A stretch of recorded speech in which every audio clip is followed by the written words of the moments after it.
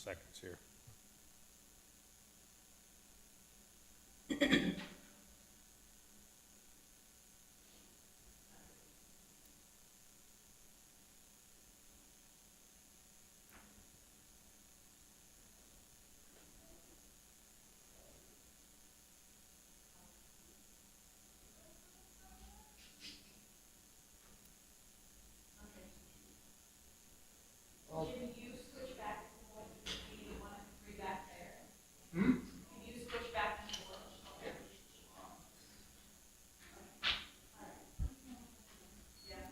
All right, it's 8:30. We'll call the order of the Brookings County Board of Equalization for Tuesday, April 11th, 2023. Please rise for the pledge.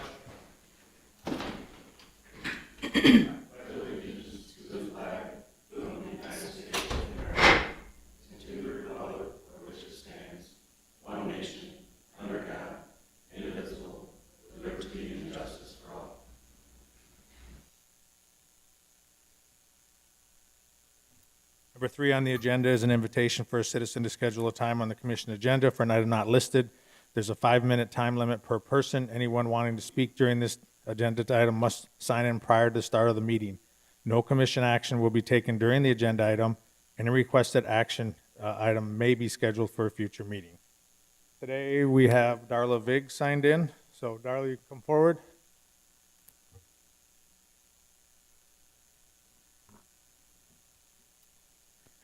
My name is Darla Vig, and I'm here on behalf of Paul Moriarty. I'm his office manager.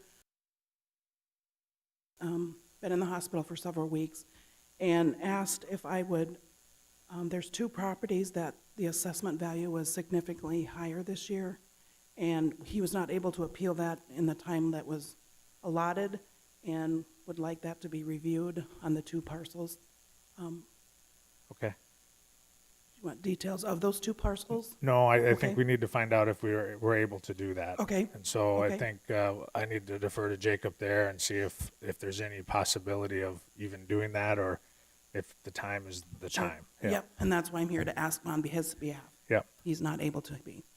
Sorry to hear about Paul, but according to South Dakota Codified Law 101123, the method for appeal to County Board of Equalization, the appeal to the Board of Equalization shall be perfected by mailing or filed in written notice of appeal with the county auditor on or before the first Tuesday in April. And because that wasn't done, we can't have a hearing on those properties. Okay. All right, thank you. All right, thank you.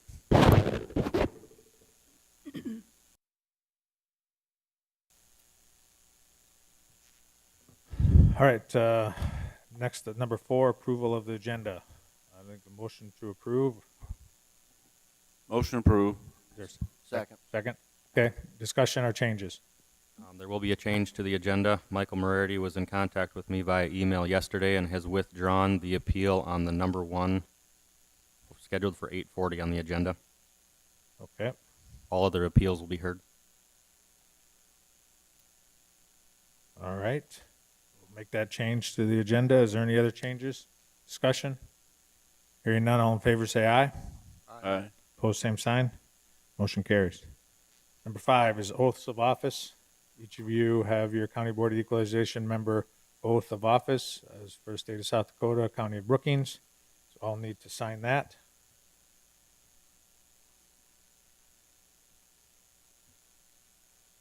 Pass those down.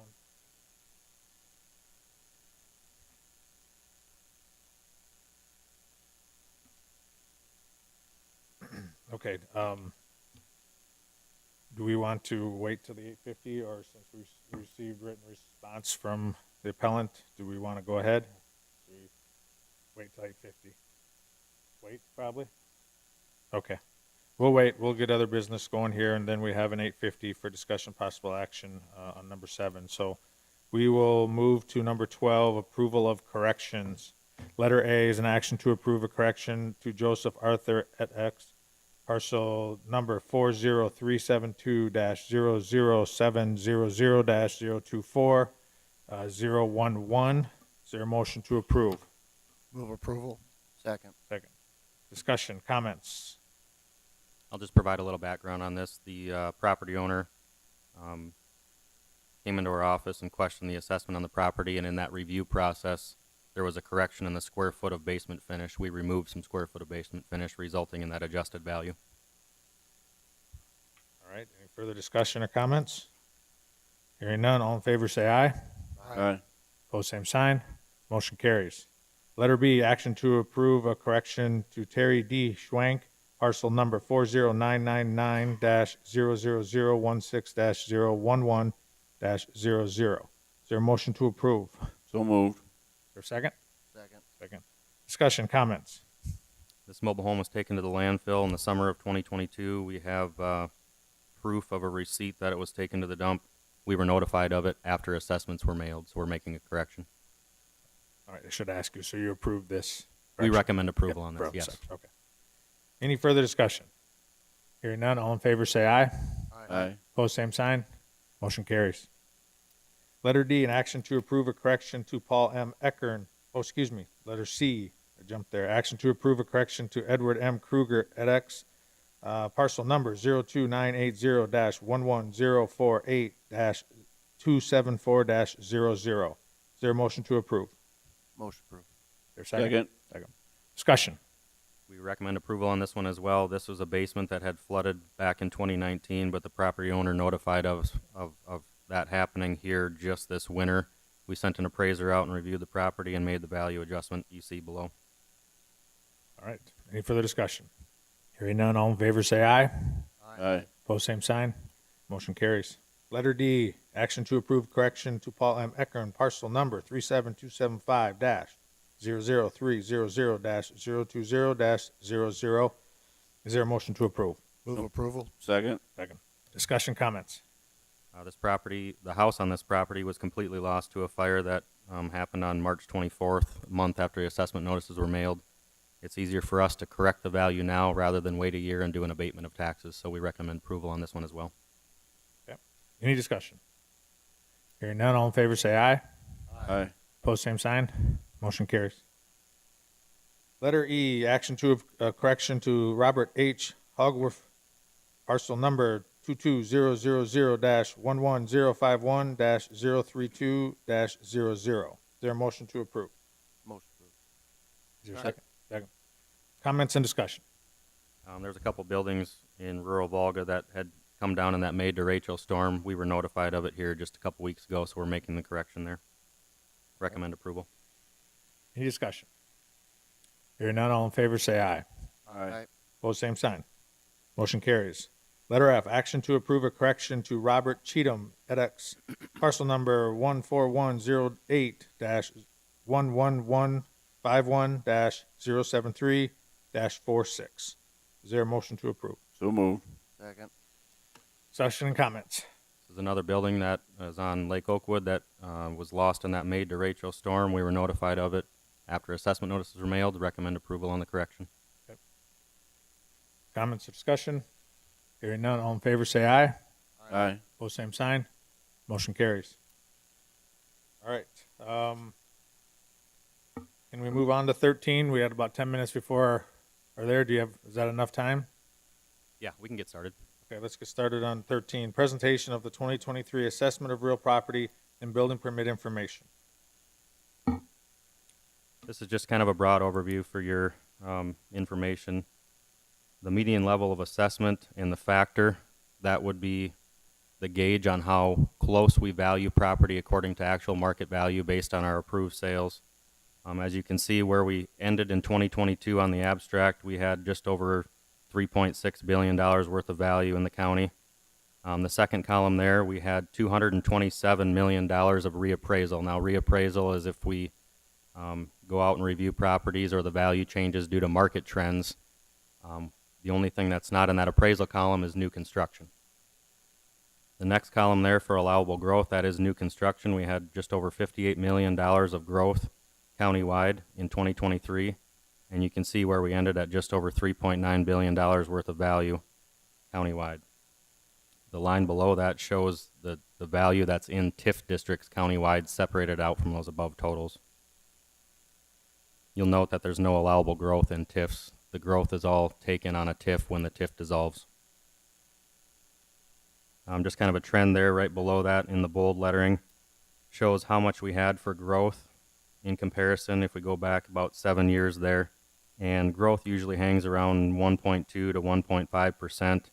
It was a little inflated from that this year, and I did make a note off to the right that TIF 3605A was dissolved this year.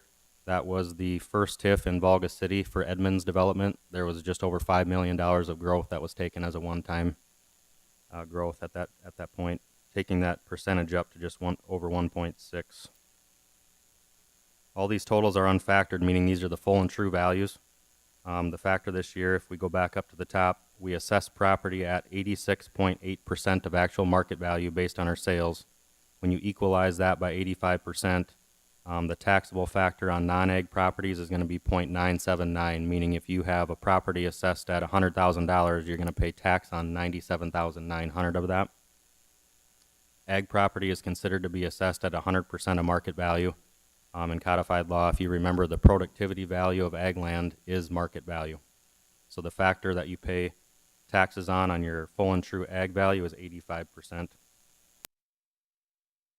the bottom, you can see the different exemptions that we have in play here on the assessment and the number of parcels involved in each exemption and the total amount of value exempted due to that type. We have just over 2,000 properties countywide that have some sort of property tax exemption on them, and $299 million worth of value exempt from taxation because of that.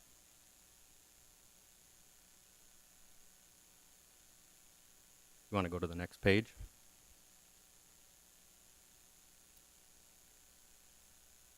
Just some building permit information here. The county totals for permits, 1,039 permits. That's up from 949 a year ago. I think the big reason for that is there was a lot of permits issued to repair or replace stuff that was damaged or lost in that May storm. The new house permits are actually down substantially from 2022. Brookings City, we had 78 new home permits issued. In the small towns countywide, we had 18, and out in the township, 19 homes. Down at the very bottom, you can see how our parcel count continues to grow countywide. We gain 150 to 200 parcels every year, pretty consistently if you look at that 7-year chart there. If there's any questions on any of this, feel free to ask while I'm going through it. Next page, please. Here's those growth reports that shows where we started for our 2022 value, how much reappraisal we had, how much growth we had, the 2023 ending value and percentage of growth, and this is broken down by township. Almost all of the reappraisal in the column for the townships this year is due to the top dollars on ag land for the productivity method. The top dollar for crop increased by 3%, and the top dollar for grass increased by 1.5% this year. So most of that reappraisal amount is due to the land value changes.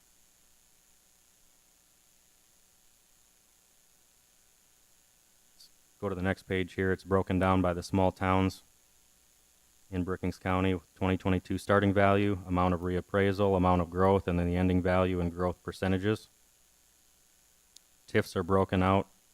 And there's a TIF in Elkton City, there's several TIFs in Volga City, and several TIFs in Brookings City. You can see the amount of value that lies within those TIF districts.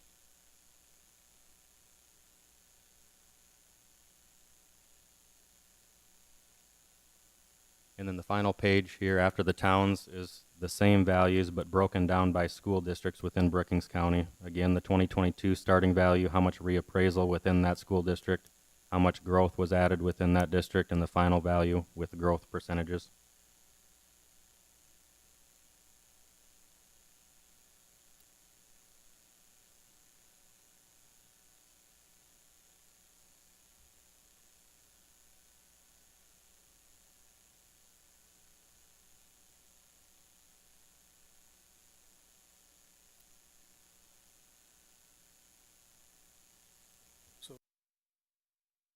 Growth in the school districts and the growth in the towns, because we got total city of 1.9 and the school district 1.5. Is that combining the township growth along with the city growth? Is that what that is? Yeah, if you're asking about the school district page, there's going to be some township growth and city limit growth within that school district boundary. So those totals at the bottom should all be equal to each other.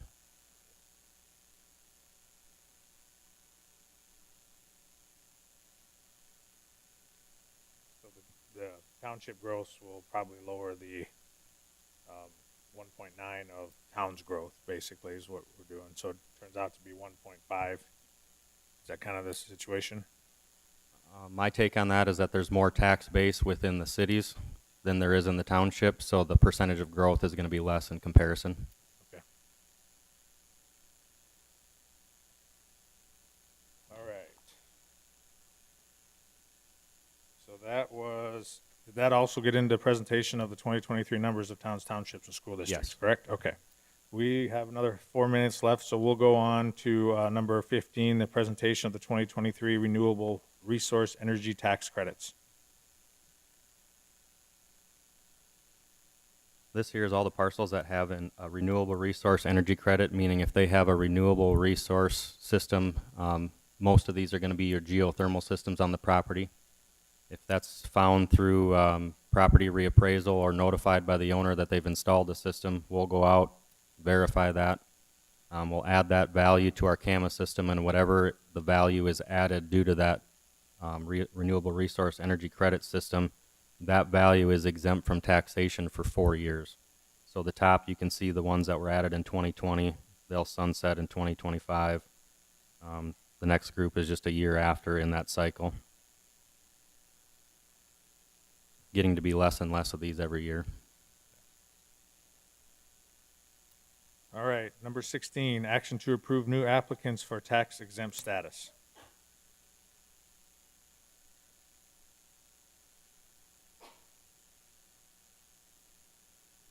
Do we go through these Quick, one by yeah. one? Yeah. I think we should. I just don't have each. Yeah, I do have them each one, I guess, but two of them. Yeah, let's just go each one. Is there a motion to approve? Move approval. Second. Okay. Discussion and comments. For the board's information, when these applications come in that are due to our office by November 1, I've done my report of investigation and signed off as such on the second page of the application. So the applications here that are presented to you are all investigated and recommend approval by our office. This one's for South Dakota State University Foundation. Any questions, comments? Hearing none, all in favor say aye. Aye. Opposed, same sign. Motion carries. Number 17 is an action to approve a tax exempt status exemptions. Is there a motion to Approval. approve? Second. Bartley was, okay. Any discussion? I think we had more under 16, right? Yes. If you were doing them one at a time. There are There was 3 like new 3 of them. applications for tax exempt. Foundation. This is another SDSU foundation. That's number 2 that would need to be approved under item 16. Okay. And then, So the first one, okay, I can't tell the difference between 16 and 17 here. So 16, first one we did was South Dakota State University Foundation, so we approved that one. The next one is also South Dakota State University Foundation, 829th Avenue here in Brookings. Is there a motion to approve? Motion approved. Is there a second? Second. Discussion, comments? Hearing none, all in favor say aye. Aye. Opposed, same sign. Motion carries. then Next there's one. another. One more? Yeah. Okay, another one here, action to approve new application for tax exempt status. Is there a motion to approve? Move approval. Is there a second? Second. It's for 912 9th Street. Any further discussion? Hearing none, all in favor say aye. Aye. Opposed, same sign. Motion carries. So,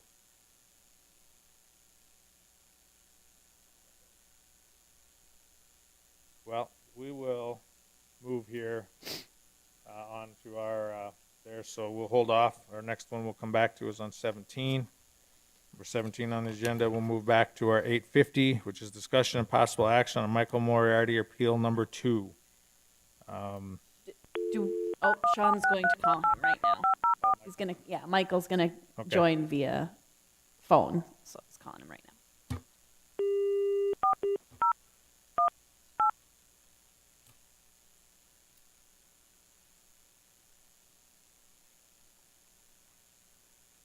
Well, Hello, Michael. all right. Yeah, this is Ryan Krogman, Chair of the Equalization Board today. How are you?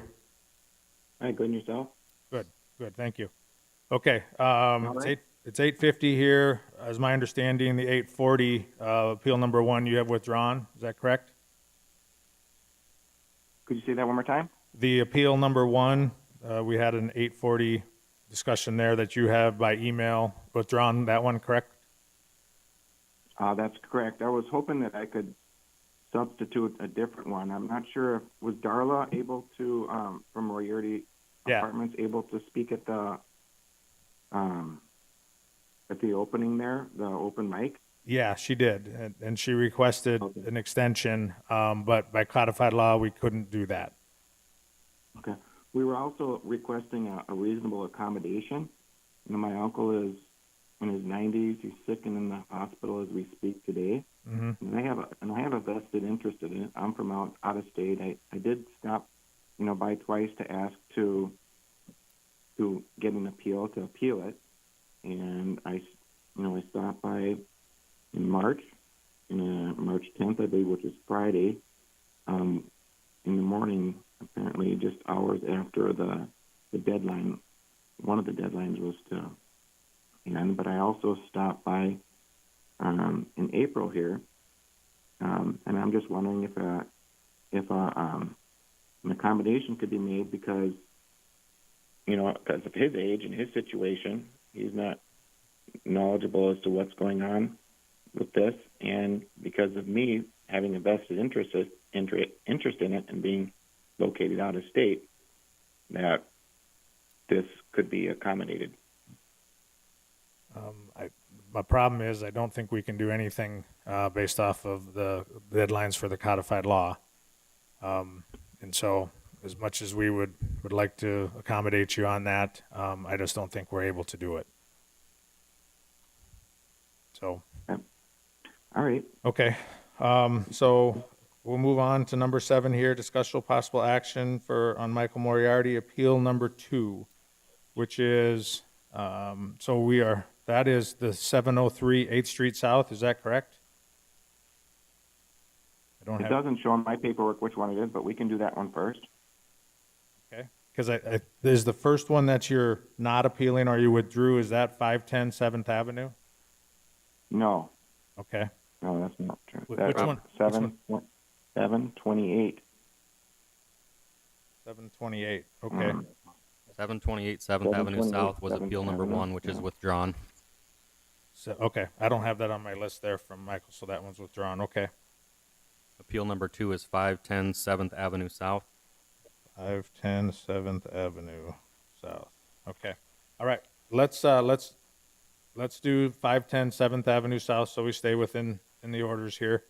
And Michael, you can go ahead and get started for a discussion here, and then we'll also let Jacob give his discussion. So, Michael. Was Jacob able to print off a letter? I had written him an email that I had written to him and the board, and also there was an email that he sent me that had 8 comps. Yes, we do have that. Down to 5. Yeah, all the commissioners have a copy of those. Okay, great. And then just earlier this morning, I did email over sent another email that does some calculations attacking the assessed values from a different perspective. But basically, I'm appealing the property tax assessments because I'm concerned that my properties are being assessed higher than comparable properties. It'll result in me having to pay a disproportionately higher share of property taxes. I got an email from Jacob's office with some comparables. I looked them over. I found that a few of them were really not comparable. 2 of them being 163 First Avenue South. It's a townhome property. And 144 Second Avenue South, that is also townhomes. They have separate entrances, and they're also smaller properties, which typically would appraise higher and demand a higher resale value because it opens the market up to more buyers, less cost. The third property that should be eliminated from that comparable list is 1025 Southland Lane. It's basically a large apartment building with large 3-bedroom units. Our properties don't have any 3-bedroom apartments. They're all 1 and 2, so it's kind of a oddball property. So what I did was I put together, I looked at the different assessing of my neighbors. So this particular property, even though it's a little bit on the northwest portion of most of my properties, it's just it's south of the railroad tracks. It's off of, I'm not sure if everyone's familiar with where it's located. It's south of the railroad tracks. It's north of 8th, so 510 is the address there. 7th Avenue South. It's a 16-unit apartment building. All of my arguments are typically the same. So if you can understand what I'm saying here, hopefully it'll apply to the rest of them. So basically, Jacob had put together some comps for that one. I don't know if he had sent over an email the other day showing 3 comps, and they happen to be the 3, or actually 4 comps, and those happen to be 3 of the 4 are ones that I'm saying shouldn't be used. The 4th one, which is 1046 8th Avenue, is an 8-plex, which is directly across the street from the university. It would have higher value, but I've allowed that to be used in my overall averaging. Right across from the college for college students would allow for higher rents and increase the value. So it's got a desirable location. 510 7th Avenue South is across from a school. It's got a fairly decent location. It's not across from the university, but from that perspective, it's still a decent property. So basically, what I did was I looked at all of the comps. So if you have a list of all of the comps, it shows that the comps increased in value. See here, an average of 5%. So I sent an email to Jacob showing my calculations. So basically, there's a 2022 property tax assessment value, and there's a 2023 property tax assessment value. And what I did was I looked at 5 of the comps: 1046 8th Avenue, which is Brookster, that one we just talked about; 1016 Southland Lane, which is the Highwood Park Apartments; and 910 8th Street South; 920 Southland; and 424 Madera. Those are all comps that were given me by the assessor's office. If we add up all of the changes in assessed property values, they result in a net increase of 5%, 5.02% net increase. If we look at the assessed property value of my properties, so the 510 7th Avenue South property shows, looking at the real estate assessment notice, shows an increase in assessed value of 40.84%. So it's well above the average increase in property values for like properties. So it increased. So from that perspective, if from that perspective, it doesn't. The numbers don't equal out. My property shouldn't have increased 40.8% versus other like comparables increasing value 5.02%.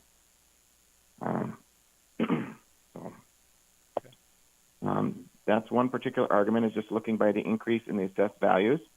Another way of looking at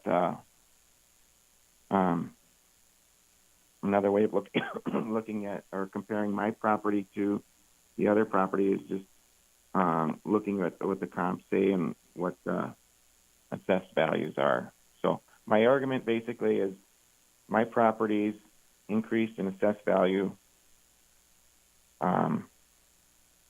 at a proportionately higher rate than other properties did. So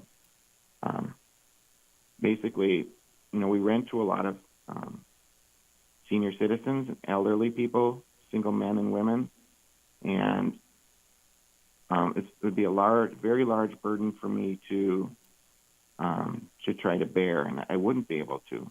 We're trying to provide people that are on fixed income with a naturally affordable housing. We have a lot of elderly and senior citizens, and there's no way that I can absorb this, and it's not right to have to put all this burden on my properties. It's across the board just on my properties and the two that my uncle owned. So it doesn't buy fairly. Some of the properties, the property right next door to me went down 6.4%. One of the comparables went up 17%. Another comparable went up 6%. Another comparable went up 6.4%. 424 Maderi Avenue went up 1.5%. We average those all up. It comes to a net increase of 5%, whereas on this particular property, it shows a net increase of 40.84%. So, do you have any questions, or how am I doing? Yep, no, you're doing good. Just quick question on there. The assessment notice is, do I have the right one up here? Is it 950? You're requesting 698, 150. What is your request based off? Is it a 5% increase, or what is your request based off of?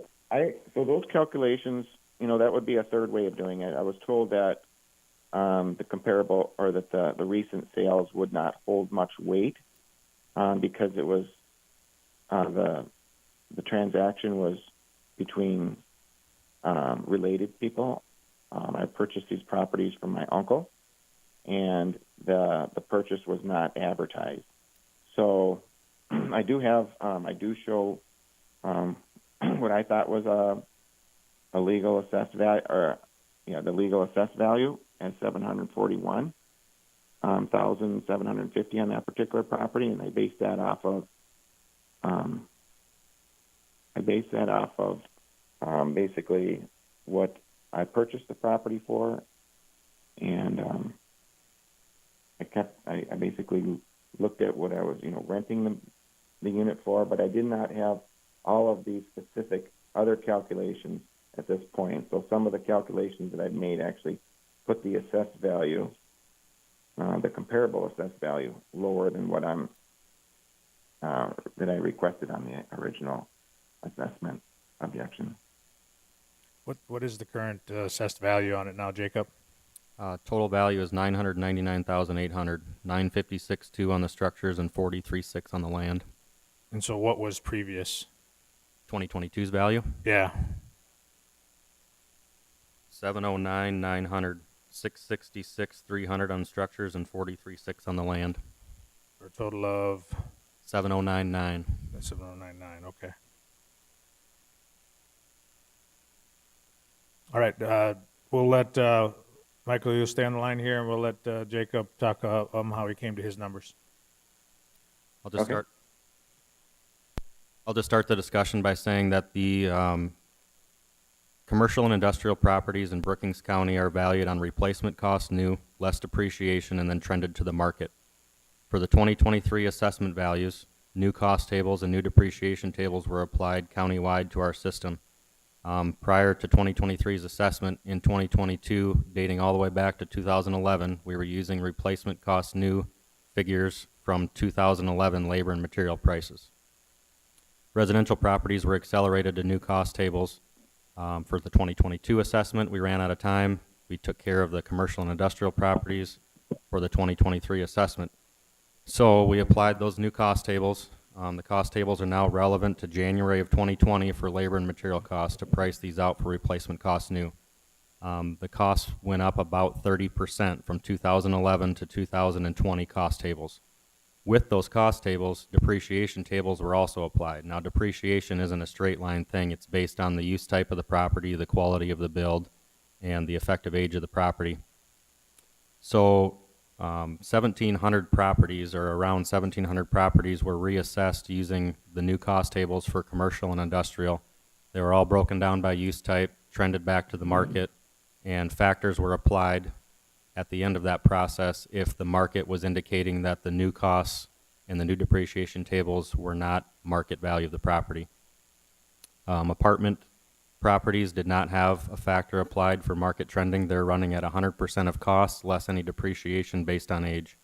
So on those 1,700 commercial and industrial properties, the average property value increased 16.5% between 2022 and 2023's assessment. Some properties may have gone down 5%, like Michael has indicated, and some properties may have gone up 100%. But the average increase was 16.5%. I put together a little bit of a slideshow here showing the subject properties, and I did this one a little different than in years past. Normally we have one subject property and then show comparables. But because Michael's subject properties that he's appealing here are all very similar in build and style of apartment, I've got all the subject properties here at the beginning of the presentation and the comparables at the end. So the parcel that we're on right now is number 2 appeal, 510 7th Avenue South. It's just a picture of the property there to kind of show you that it's a center hallway, accessible apartment with stacked units. There's balconies out the back. It's not a townhouse style unit like you mentioned. The total value on the 2023 assessment was $999,800. There's 16 units in this building. All of the units in this building are 2-bedroom units. And on this property, there's also 20 garage stalls that are available for rent. That puts our assessed value per unit at just under $62,500 per unit.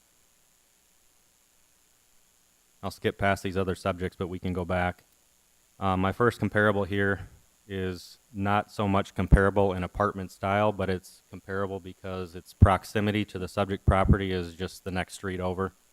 It sold in February of 2019 for $1,483,500. There's 18 units in these buildings, no garages included. The sale price was $82,400 per unit. This property here at 1046 8th Avenue is very comparable in year built, in style of apartment and amenities. That one sold in June of 21. The sale price was $775,000. There's 8 units in that building with no garages, and the sale price per unit was just under $97,000 per unit. My next comparable here is at 163 First Avenue South.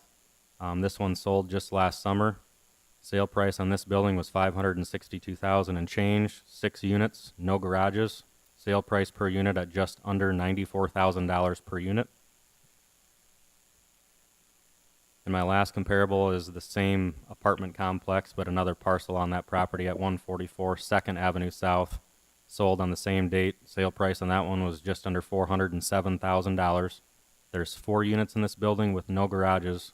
Sales price per unit on this is just under $102,000 per unit. All of these sales are arm's length transactions, meaning they were advertised, no relationship between buyer and seller, no pressure to buy or sell.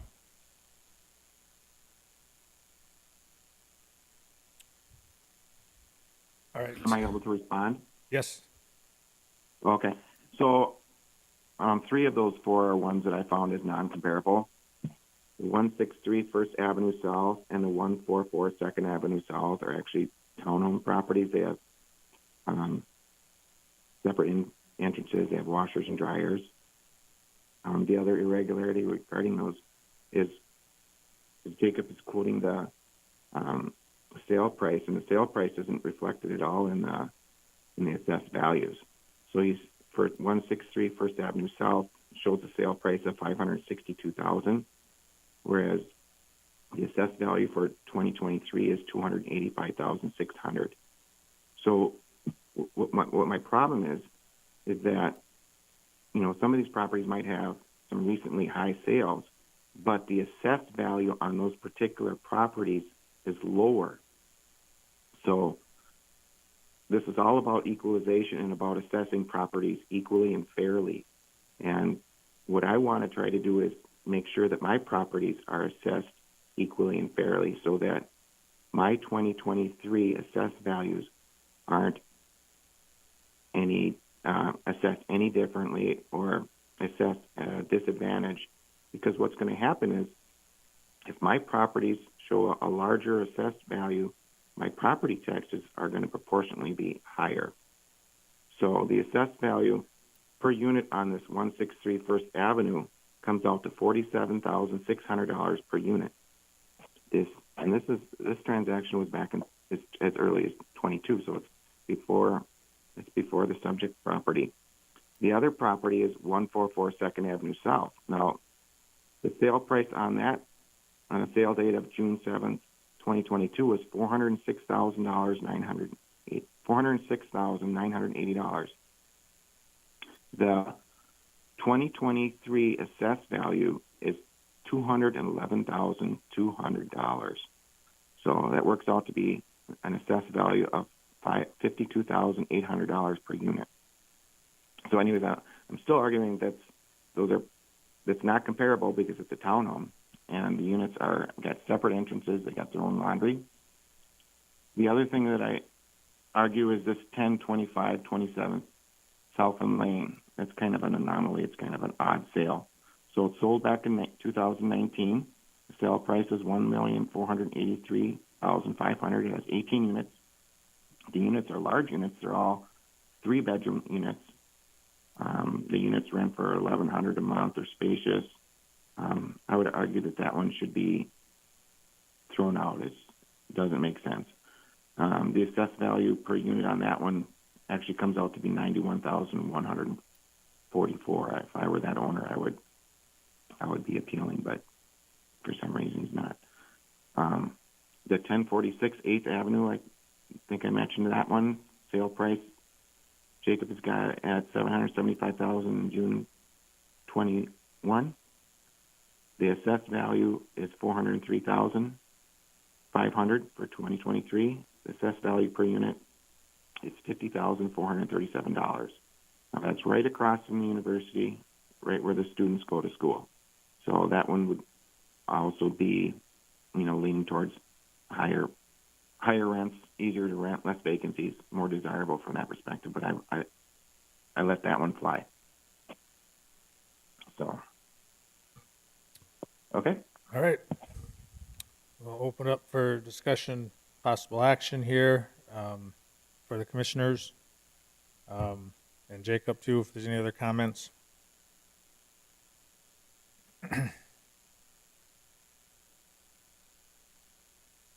Michael, I have a question for you. Are you Yeah. basing a lot of this on your sale of what you paid for the property and then looking at what the assesseds are? Because the issue is a arm's length transaction for me is that if you purchased it from a family member, there's potential to get a better deal than actually putting it on the open market. I'm familiar with the comps that were used, and basically because I know what they went for and how sought after they all were, and I think market value has gone up exponentially here in the last few years, showing these that it's hard to even make these cash flow, but people are still buying them. I think those properties, the last two in the Southview, I think if I remember right, there was 20 offers on these properties when they became available and went for well over asking price. And so where I struggle a little bit with this here is if basing it off a non-arm's length transaction, seeing that these were arm's length transaction that went well over asking price and sold for almost 90 to 100,000 per unit. And so I guess that's my concern of this. Yeah. Well, I can appreciate that. My uncle is a businessman. I did other comps in other areas I mentioned, further away, near Sioux Falls, Iowa. There are not a lot of sales going on in Brookings. There's a lot of weird stuff going on with the market with lower interest rates, rising inflation. But my argument here isn't about sale prices. It has nothing to do with the sale price of the property. It has everything to do with the assessed value of the property and how the assessed values compare to mine. Because I'm not being taxed on the sale price of my property, and neither are these people. You know, if 104 8th Avenue is being taxed at an assessed value or purchase price value of $775,000, he'd be paying more than what he is for the 2023 assessed value of $400,000. You know, the sale price on the townhome, First Avenue South one and Second Avenue South one, are considerably more than what the assessed value is. So that really doesn't factor into, and it's all about the assessed value. That's what I'm appealing here. You know, the assessed values need to be applied equally, and that's what this is all about, equalization. So I'm trying to show you that my assessed values have increased dramatically more than anybody else's. I believe that my assessed values should have increased at the same rate and be treated the same way as my neighbors. All of those comps that we have are my neighbors. They're right next door. Some of the properties are walk across the line, you're in the neighbor's property. They're all within, well, the furthest one away is, I think, 560 feet. But anyways, they're all on Southland Lane right next to me. And a lot of those properties are newer than mine. One of them's not. But they're demanding, they're basically cash cows. But the appraised values, the assessed values are lower. So that's what this is. It's about looking at the assessed values, because that's what I'm getting taxed on, and that's what they're getting taxed on, and comparing them so that we're all treated equally. And that's what it comes down to. It doesn't have anything to do with sale values, because the sale values with your assessed values do not jive. The assessed values do not jive. So that's what it's about. It's just equalization of the assessed values, and that's, you know, my properties. This particular property shows an increase of 40.84%, whereas my neighbors, the comparable properties, increased 5.02%.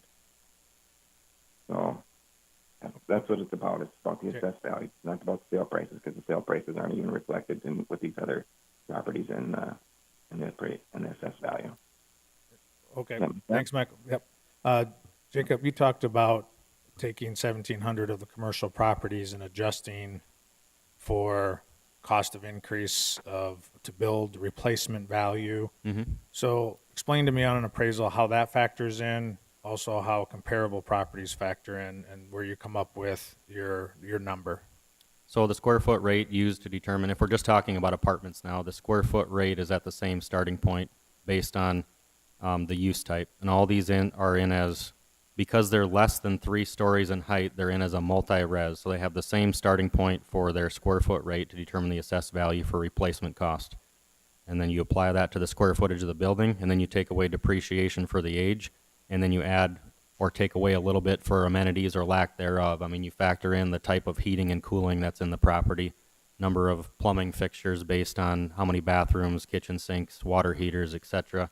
The exterior finish on the building is also taken into consideration. You know, if it's a wood frame building with cement board siding and shingled roof, as opposed to a brick apartment building with a metal roof, there's going to be a cost increase per square foot based on those added amenities for the brick and the metal roof, as opposed to the siding and shingled roof.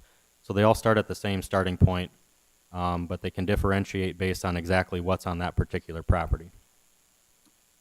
Just out of comparison here, I have a couple handwritten notes off to the side, but the first comp of Morarity's was built in 1989, and it's been remodeled slightly, so the effective age on the property, or the year that it's depreciating from, is 1992. That correlates to 27% depreciation on the market. If I skip forward to another building that was built in 1993, so there's only 4 years difference there. That one also has been updated and remodeled, so it has an effective age of 1995. So now we're only 3 years different in effective age or depreciation on the property. Those 3 years equate to 6% difference in depreciation to come up with our final value. The depreciation tables and the cost tables we're using our Marshall and Swift. That's one of two brands of cost tables that are approved in South Dakota codified law to arrive at market value for a CAMA system in the state of South Dakota. We've been using Marshall and Swift program, cost tables, depreciation tables, pricing since the year 2000.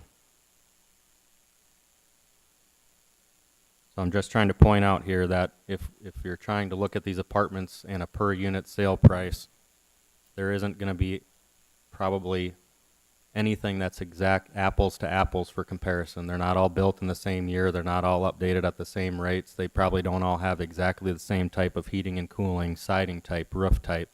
But just on a per unit sale price basis, we're trying to show that we're being fair on the assessment.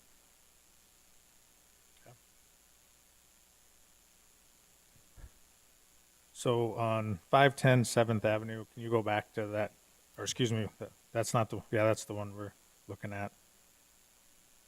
So there's 16 units in there and 20 garage stalls.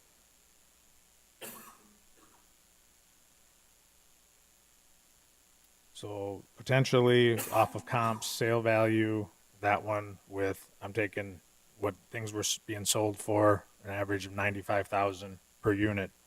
That's probably worth 1.5 million in market value if you use comps. Am I correct on that? Or Yep. is that, okay. Okay, and then there's also garages. I don't know what we would add into that.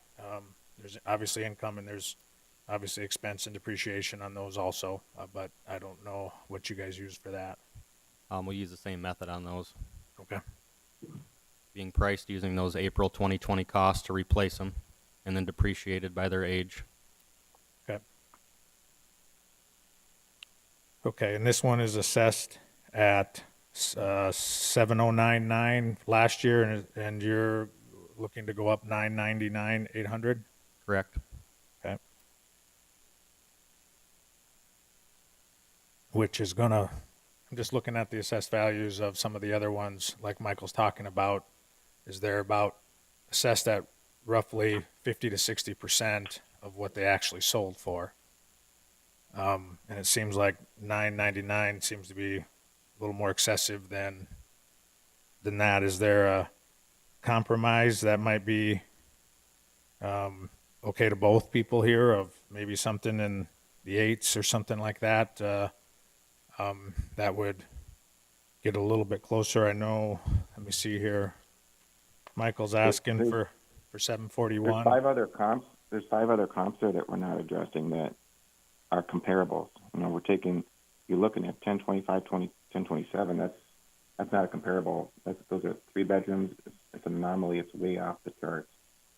You know, if you want to include the townhomes versus, you know, comparing to my apartments, well, that wouldn't be right, but it's not as wrong as including the Kind of what I'm going off 1025. of, Michael, is that 1046 8th Avenue is a very similar, it's less units, obviously, but it's very similar in that aspect of it. Sure.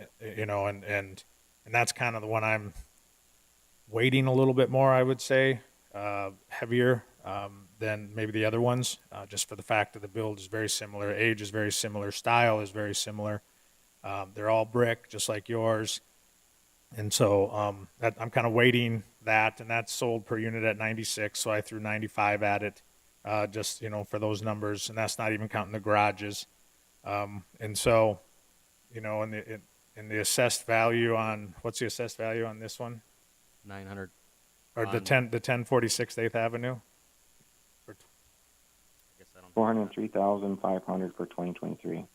400 and, oh, let's look here, so 403,500 for the tax year 2023.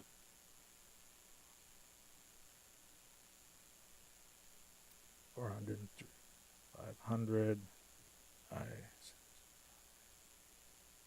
That's a 52%, basically, to give you an idea of what market was and what we're kind of assessing at. If I take, again, you know, this isn't perfect, and I don't think all of this, like Jacob said, equalization is perfect. It is more of a blanket type of thing where you take 1,700 properties and you try and then fare them equally, but each property is different. 10 times 0.52, that's 790,000.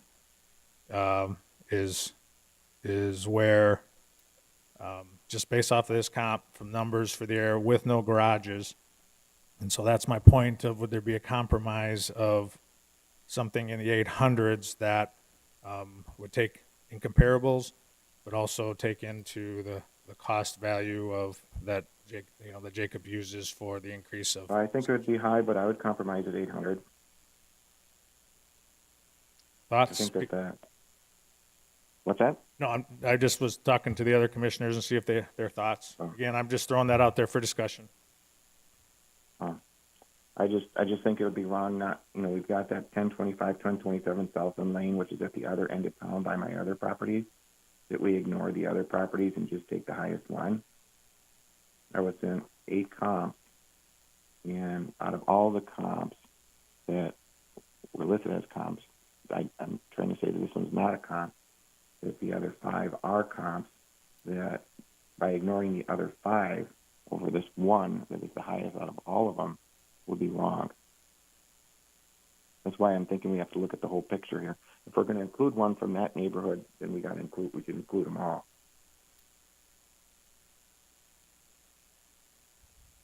And I think, Comments from the commissioners.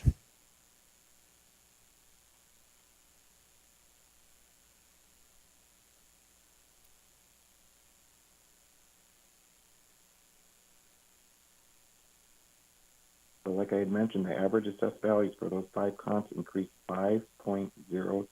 So if we add 5.02% to the 2022 assessed value, that would be what the assessed value would be equalized at.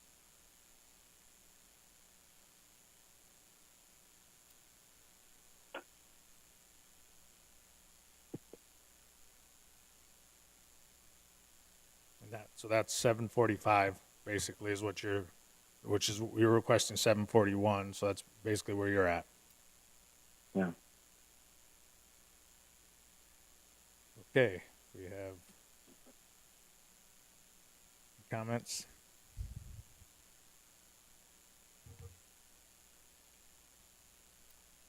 So basically we have the option to make a change or deny the request and leave it as is.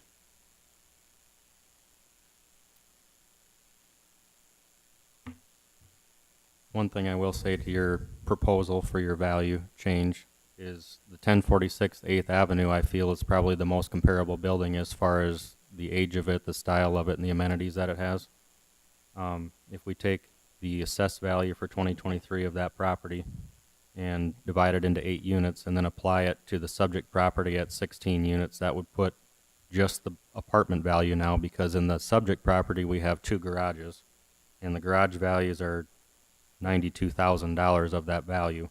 If we're looking at just the apartment value on the subject property, we're talking $858,500. If you apply the assessed value on this 1046 8th Avenue to the 16 units on this property, that would put the apartment value at $807,000. Just for your Keep in mind information. that's right across from the campus, and students don't need cars; they can walk to school. That's a big selling point when they can just walk to school. They don't have to drive a car. Yeah, but we're not going to find every property perfect. I understand location and stuff too, and understand where you're coming That's from. why- But That's why I averaged in 5.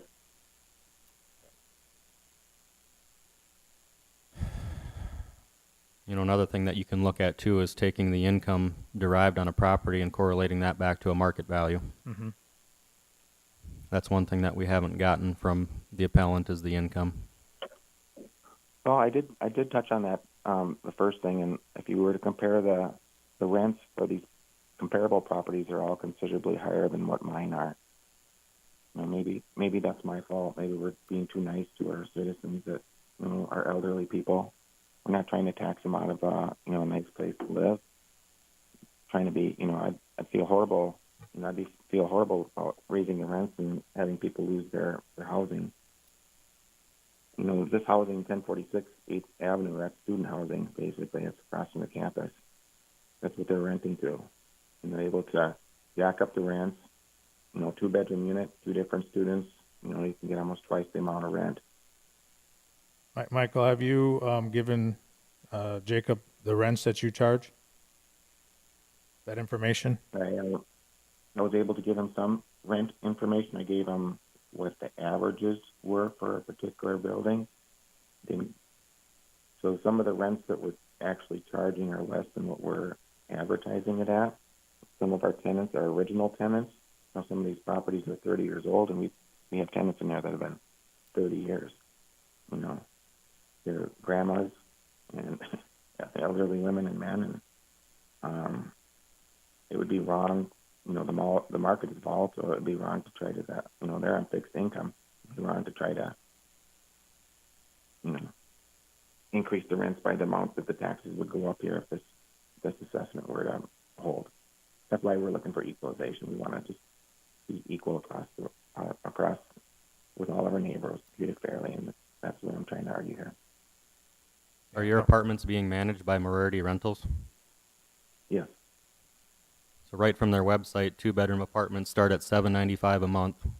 If you apply that by 12 months by 16 units, give you 15% for expenses, 5% for vacancies, an 11% cap rate.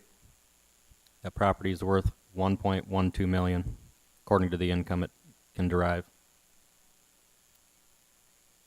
Is income I think those numbers level high, of but assessment it's all irrelevant because what we have to do is we have to look at comparable assessed values. That's what this is what my argument is all about.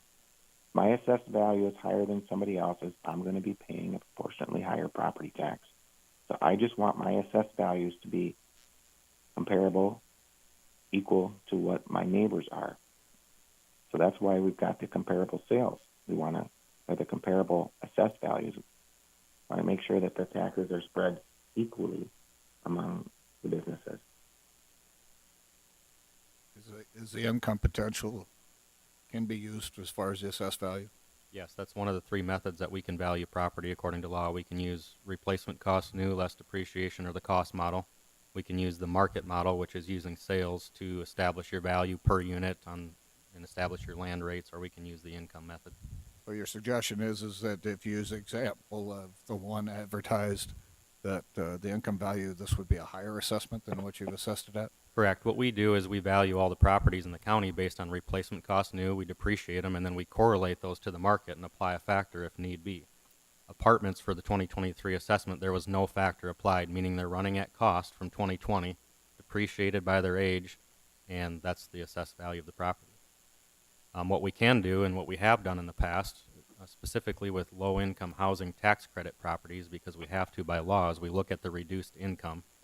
And if that value derived by the income method does not support the cost value, replacement cost value, then we can apply a factor to assess it at that property, but at that value. But these properties do not fall under that codified law 10678 for the low-income housing. How many of these apartment buildings in town use an If we're going income to increase potential as the far as values One of the second, properties, Michael. we're just trying to Mi- state Mi- the value Mike- of the property. Mike, just 1 second, please.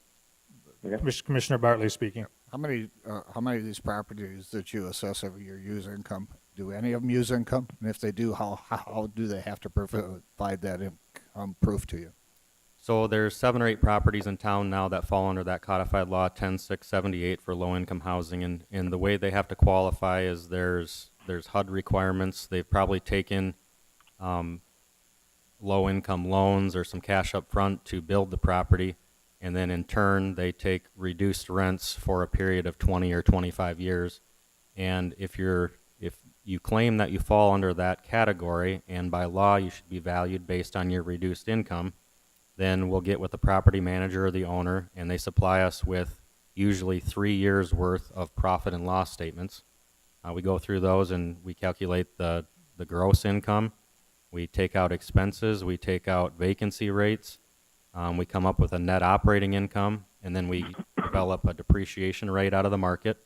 I've called around this year and got commercial lending rates, and an effective tax rate in Brookings County is just under 2%, gives us a cap rate of 11%. We'll take that 3-year profit and loss statement and develop a range of values based on the high year and the low year, and we'll use the median to support a value change if need be. Okay, but none of these properties are under that program. Correct. Not to my knowledge. How many properties not under that program use the income approach? 0. Michael, did you have something? I was just going to say that if we're trying to determine what the value of my property is, I'm not arguing that the replacement value is more. Everything's more expensive. Not arguing that the possible sale price value is more. All I'm arguing is that the assessed value is wrong. That the assessed value has to be applied equally, and that's all I'm appealing is that my properties be assessed the same way that my neighbors are, and that's why I came up with the net increases in the property values, the assessed values, and what my neighbors' assessed values. If the 8 comps that I received from the assessor's office are comps, then they should be used as comparisons. If we go on the Beacon website and see what other people's properties are assessed at, well, we should compare that and see where they come in at. So that's basically all about comparison, about equalizing what my property values are versus somebody else's.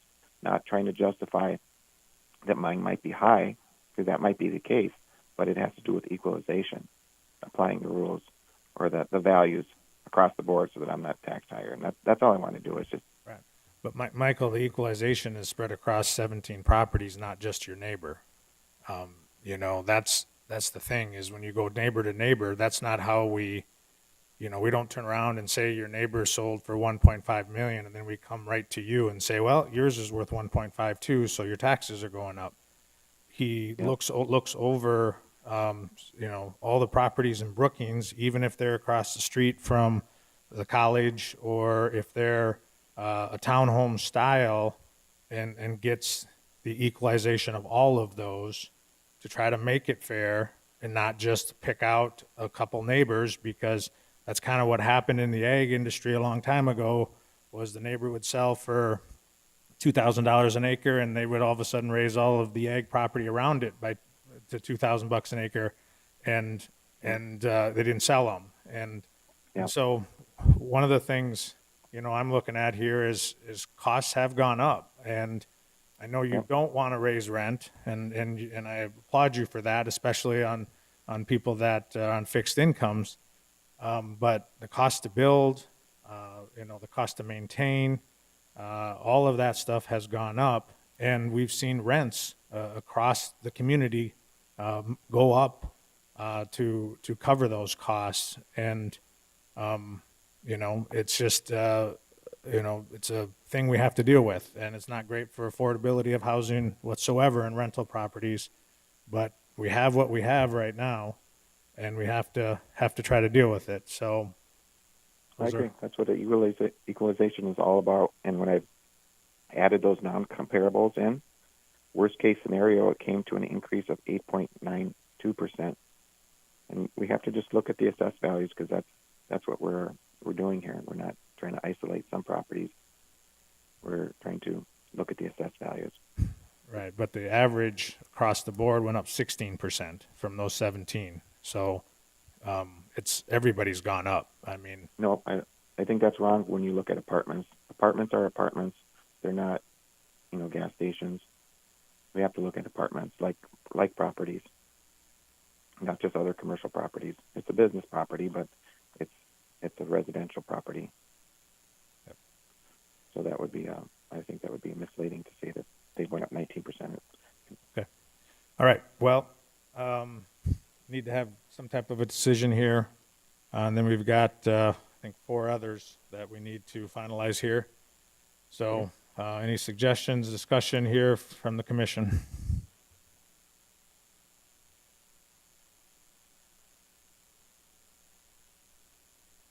I'll make a motion on the appeal number 2. That's our first one. Is that Yep. correct? Yes, Make a that's it. motion that- 510 7th Avenue South. I'll make a motion that the no change. No change. Is there a second? Second. Second. Discussion. So the motion on the table is to leave it at the 2023 999 800, correct? Okay. Any further discussion? Hearing none, please call the roll. Bartley? Aye. Jensen? Aye. Hostler? Aye. Krogman? No. Motion carries. All right, number 8, which is the 9 o'clock. Obviously, we'll take these all together. Discussion of possible action on Moriarty Appeal number 3, which is 703 8th Street South. Is that Correct. correct? Is that correct? Okay. Any comments on that one? The appeal. Let me see if I can get that up. I'd like Jacob to speak first, if possible. What was that, Michael? I'd like Jacob to speak first, if possible. I didn't get any specific comps on that particular property like I did on the 510 7th Avenue South. Because all your properties that you're appealing are so similar in style and age, I didn't do a different set of comps for each appeal. I'm using the same sales as my comps.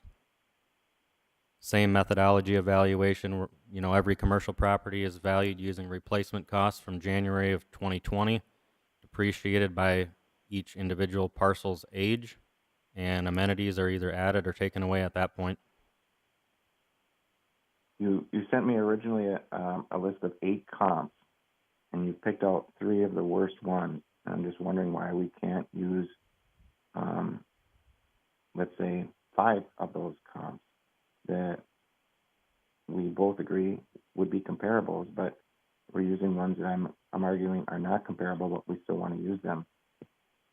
I use my educated opinion to pick the 3 best comparable properties, and I don't find it good practice to overwhelm the board with 8 comparables. So I limited it to 4. Okay. All right, discussion, possible action on this? And let's. Can we get number, I think it's, So I guess my argument again is the same. If apartment buildings have increased, and if the comparable properties, I think that's what we're supposed to be doing, is comparing comparable properties, you know, so that we can equalize the assessment. The Board of Equalization, kind of use that word. I think that we have to look at what similar or comparable properties are appraised at. You know?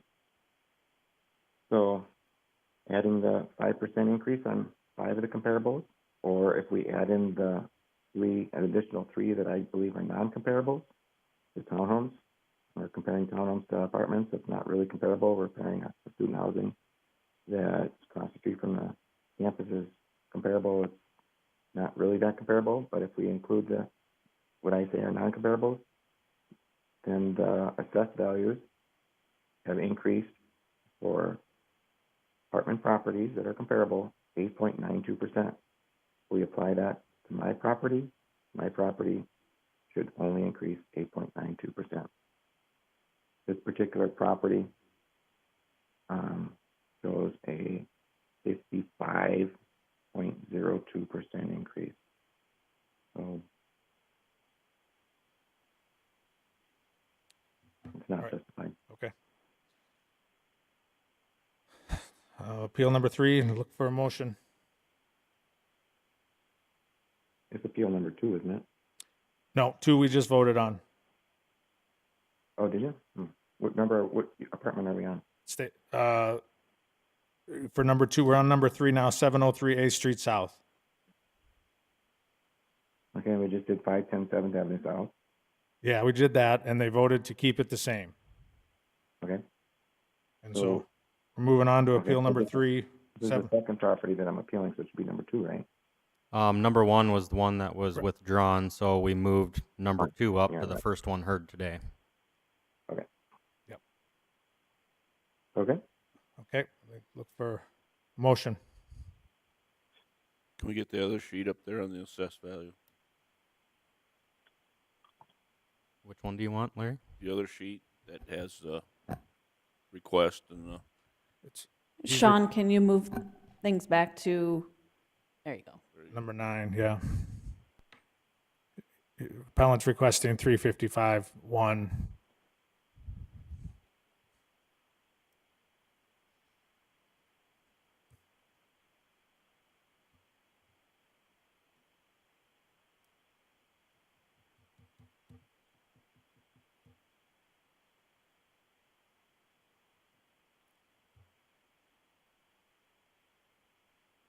what's, Jacob, what's used as the land calculation there?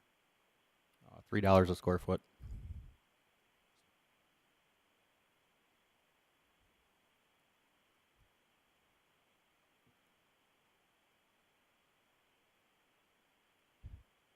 If we go back to the picture again. John, you'll have to go back to my screen.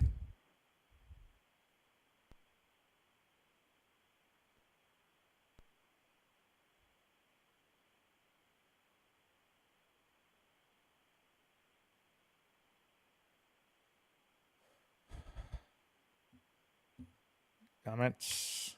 Motions? Just a comment under Robert's Rules of Order, the chair can make motions. Okay. Just to let you know that.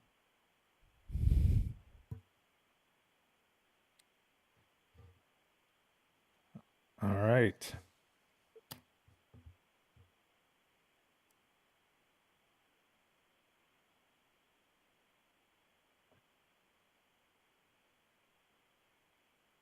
Jacob, you used the 8th Avenue comp on this one as well, correct? Yes. Because these, if I'm looking at it right, are very similar minus the garage stalls. Right.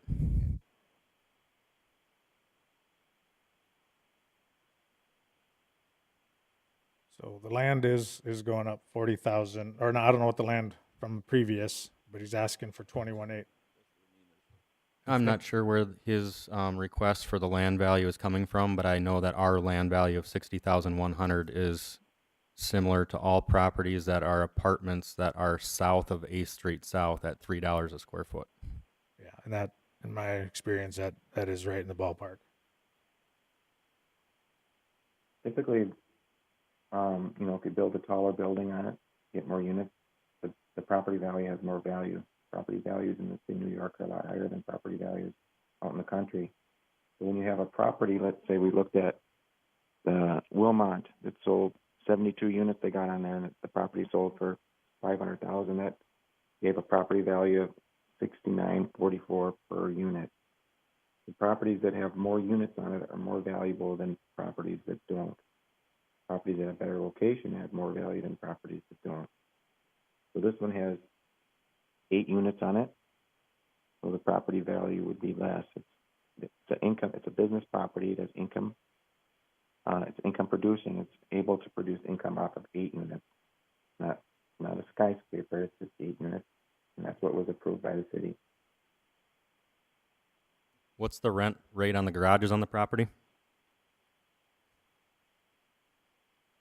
Not included with the apartment.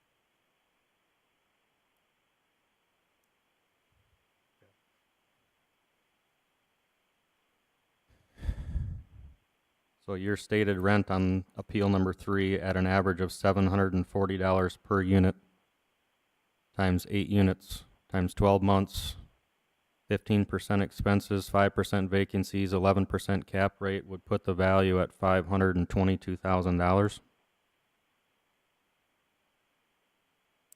I'm Just just for the sure board's uses information. typically expenses that's close to 50%. I don't know where this 15% is coming in at. Property tax alone, that portion of the percentage is probably around 2%. I think you would know that off the top of your head. Okay, if I look at this based off of what potential market sale would be and 52% evaluation of potential market, Um, that runs at right at 400,000. The and then the land, we don't know what the land is right now, right? Is the land going up or is the land the same? Land stayed the same between the 22 and 23 assessments on commercial properties. We didn't do any land adjustments. Okay. So I would make a motion to have the assessed value $400,000 total, including the land. Again, that's based off of what I would consider market value of the property, and then a percentage of that is what majority of the people are being charged. 52% of their assessed value.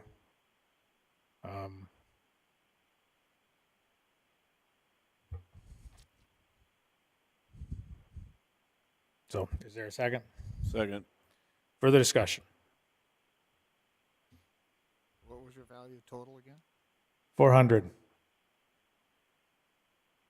So a reduction of 153,100. Yes.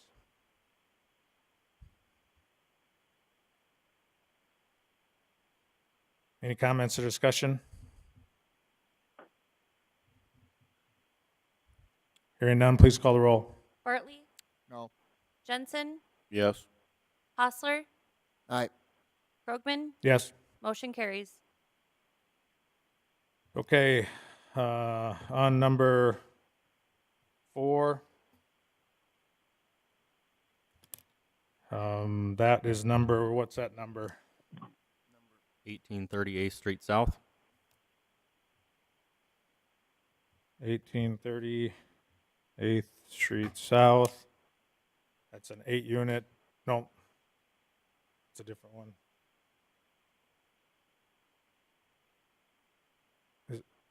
What's the next? Is it comp? You have the comp you can move over, I Jake? think you've got the wrong address there. I don't have that property. 1838 What's the address? 1838th Street South. Yep. That's your Okay. 16 unit with 13 garage stalls. Yeah.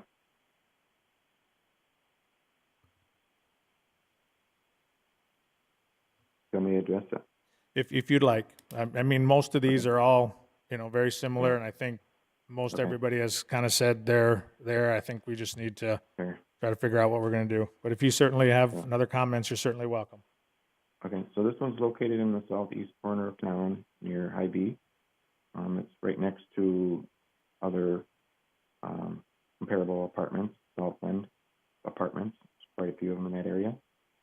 This particular one shows a 2023 property assessed value at 39.8% increase.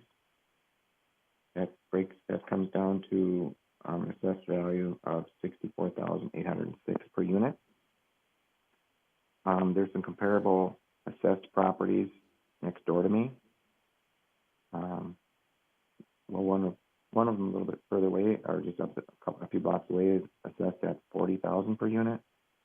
That is 424 Maderi. A property right next to me is 920 Southland Lane at 44,245 per unit. Another property is 1910. Granted, some of these have multiple buildings on there. I'm just giving the property the property addresses that appeared on the comps that maybe you have copies of. The assessed value, which is what I'm arguing, on this particular unit comes in at $41,826. It shows a 6.4% decrease in property assessed value from 2022 to 2023. That's $2,872 per unit decrease. Sold in 2019 for $50,000 per unit. another comparable. What we have to do is equalize the tax burden here. Hidewood Park at 1016 Southland. That one sold in 2021 at the 36 unit property for $2 million. The assessed value per unit on that for 2023 is $57,650. So again, if we do the math and average those all together,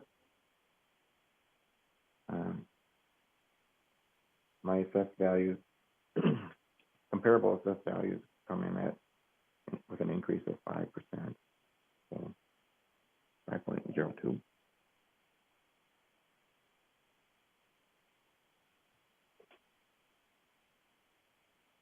All right. Comments, discussion? I'm looking at my numbers again.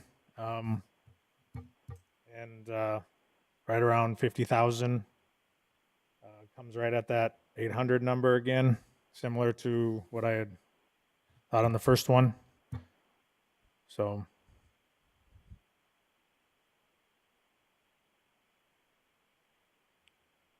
comments? Okay, I'll make a motion that appellant's request are be at 800,000. Or, excuse me, the assessment notice be at 800,000. Is there a second? Second. Discussion, comments? What's that drop the percentage increase to? I think Year prior. 800,000 on the total. Yeah. And I've just been going off total. I didn't done anything with land. I don't, it seems like if you go apples to apples, all the other assessed values are including land. We're not separating them out. So 7.8% increase over 2022.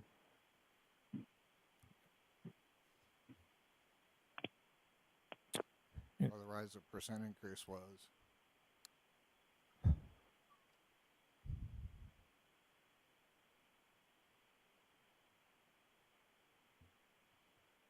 39.8. I could accept a 50,000. I think it's high, but it's a compromise. okay, any further discussion? what would the value be if we were to do it at? Mike, speak up, please. What would it take if we changed the value to or the percentage? Let's move it at around 12%. I would put the total value at 830,700. Okay, so I want to go higher than that. I'm sorry. At 20%. 890,000.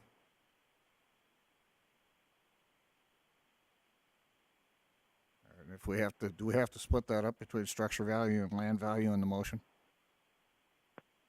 I didn't. My motion was total value at 800,000. All right. But do we have to establish land or just the total? Whatever your motion is for total value will be, the change will be applied to the structures. The land will remain unchanged. All right. Any further discussion? Just one question: is land comparable to the last one? Yeah, they're all valued at $3 a square foot. Yep. At square foot for the whole lot. Yep. Okay. All right, any further discussion? Motion on the table is a total of 800,000. Please call the roll. Jensen, Aye. Hostler, Aye. Bartley, Aye. Krogman, Aye. motion carries. All right. We are on this would be appeal number 5. Is that correct? Correct. 829 Park Ave. 829 Park Ave. Pull that one up. So 829. Yep. So 829 and 839 Park Avenue are pretty much identical. Just directly south of 1838th Street South. All the properties are connected and adjoined neighbors to the east that are also apartments. Same argument would apply here. So if we we have just approved 800,000 for 1830 8th Street South, I would argue that these two properties should be valued at the same value at 800. Jacob, why is this one? Thank you, Michael. Sorry to interrupt you. Why is this one more when they're pretty much identical? Is it because of the land? I was just looking that up here. Looks like the land is twice as much there. It looks like there's more garage stalls on this one than the last one. Yeah. Now, the apartment is slightly bigger in square foot. There's an additional 22 by 77-foot garage stall on that property. Okay. And the age on the property has 3% difference in depreciation. It's a little bit newer. Yep. Okay.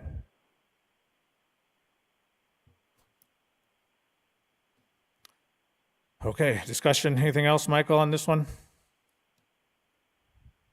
No. Okay. Comments, discussion in the commission?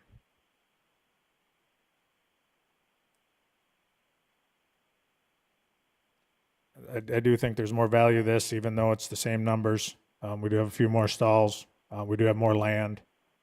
And the land is pretty substantial compared to there with 106,000 to 134. Well, that's 25,000. So I would make a motion with the garages also to make this one to 830,000 total.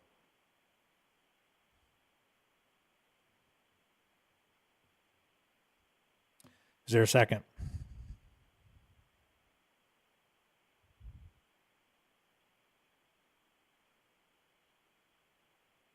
Second.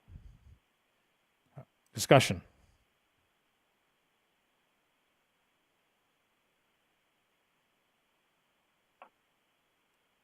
Hearing none, please call the roll. Hostler, Aye. Bartley, Aye.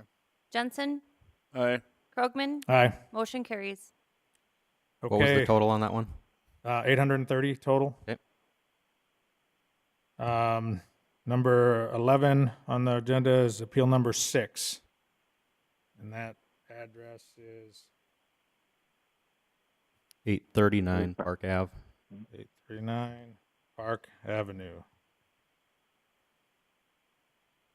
It's also a 16-unit, similar construction, same style, same garages. Looks like the square footage might be about 5,000 square feet, negligible.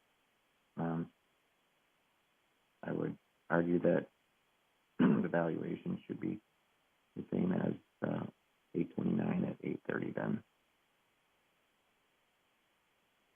Jacob, reasoning behind this one here? Land, it looks like again. Yeah, the lot size on this one's about 10,000 square foot greater than the last one. So 2 years newer, 2 years newer. less garage stalls. And that is compared to the 829, correct? Correct. So this one is newer, still has more land, but a couple less garage stalls. That's right. I would make a motion to have this one be to 850 total. Second. Second. Discussion. Guess my only discussion Um, at this particular point is we've got a lot of go- other go apartment ahead. complexes. Just 1 second, Michael. Mike Bartley's speaking here real quick. We have a lot of other apartment complexes in this town that have had an assessment change, and they're not here appealing. Obviously, we can't change all these, but my concern is as we progress through the next year and the next assessed values that we're going to see a landslide of other requests to reduce these property and structure values, and that concerns me to a certain degree, just as a statement. Okay. Any other further discussion? Motion on the table is a total of 850,000 for 839 Park Avenue. Further discussion? Hearing none, please call the roll. Bartley, No. Jensen, Aye. Hostler, Aye. Krogman, Aye. motion carries. All right. Well, we're all through that, Michael. Appreciate your time. Okay. What did that last one come in at? 850,000. Oh, okay. Okay, well, I appreciate everyone's time. All right. Thank you. And, yeah, thank you. Bye now. Bye-bye. Bye. Are we okay to keep going? Does anybody need a break? All right. Next on the agenda is number 17, action to approve tax exempt status exemptions. Sean, you want to probably switch screens?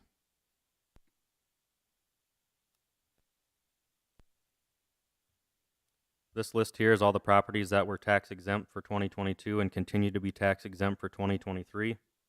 This was published according to South Dakota codified law in the paper in March. All right. This is an action. I'd look for a motion to approve. Motion approved. Is there a second? Second. Any further discussion or comments? Hearing none, all in favor say aye. Aye. Opposed, same sign. Motion carries. Number 18, action to approve owner-occupied status applications. Is there a motion to approve? Move approval. Second. Discussion, comments? This list is all the properties that had applied for owner occupied from the time the assessment notices were mailed on February 20th to the deadline on the owner occupied application, which is March 15th. Down near the bottom, there's a couple removals. These were properties that were missed during the normal removal process, but were discovered again after the assessment notices were sent. They're both income properties. They went from being a single family owner occupied to an income property in 2022. All right. Any further discussion? Hearing none, all in favor say aye. Aye. Opposed, same sign. Motion carries. Number 19, action to approve the 2023 riparian buffer strip classification applications. Is there a motion to approve? Motion approved. Is there a second? Second. Discussion. You may recall that there was a law change in the riparian buffer strip classification. It used to be an annual application where the land within the buffer strip was reduced by 40%. Now the application is a 10-year application, so there is no new applications for 2023. The 2022 applications just carry forward, and the reduction on the land value is 50% within the buffer strip. All right. Any questions or comments? Hearing none, all in favor say aye. Aye. Opposed, same sign. Motion carries. Number 20, action to approve disabled veterans exemptions. Is there a motion to approve? So move. Second. Discussion, comments? Disabled veterans no longer required to be 100% rated, only to be permanent in total from a service-connected disability or the surviving spouse of a veteran who has passed away due to their service-connected disability receive a maximum of $150,000 of property value exempt from taxation. The only way they wouldn't get the $150,000 exemption is if the property weren't valued at $150,000 or less. So this is a complete list of all properties involved with that exemption. All right. Any comments or further discussion? Hearing none, all in favor say aye. Aye. Opposed, same sign. Motion carries. Number 21, action to approve tax moratorium exemptions. Is there a motion to approve?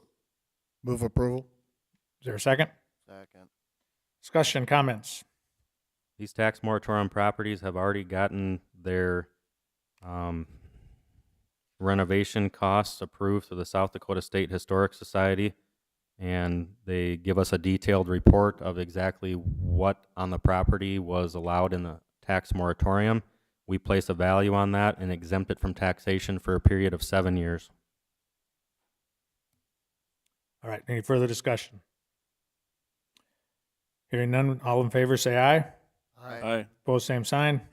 Motion carries. Number 22, action to approve partial tax exemptions.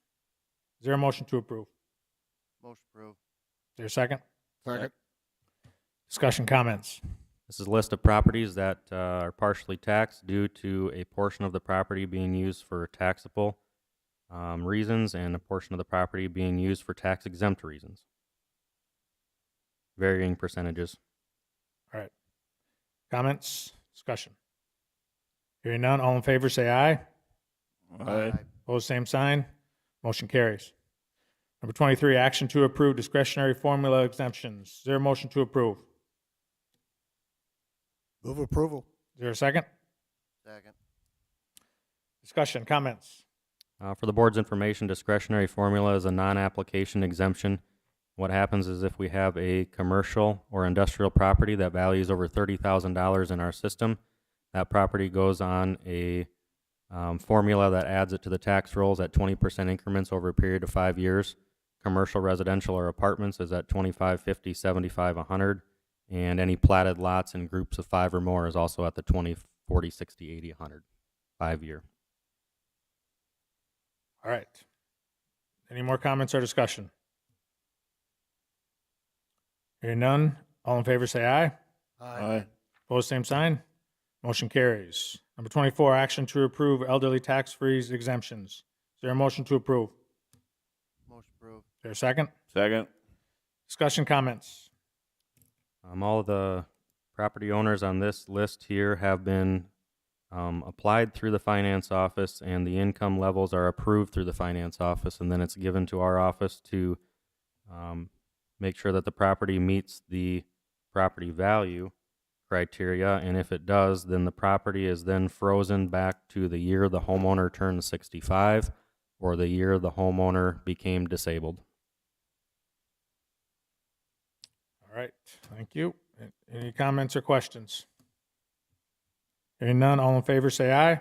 Aye. Opposed, same sign. Motion carries. All right, number 25. Mr. Chairman, Yes. I'd like to make a motion to reconsider Michael Moriarty's appeal number 2. Okay. Is there a second to that? I would second that. Okay.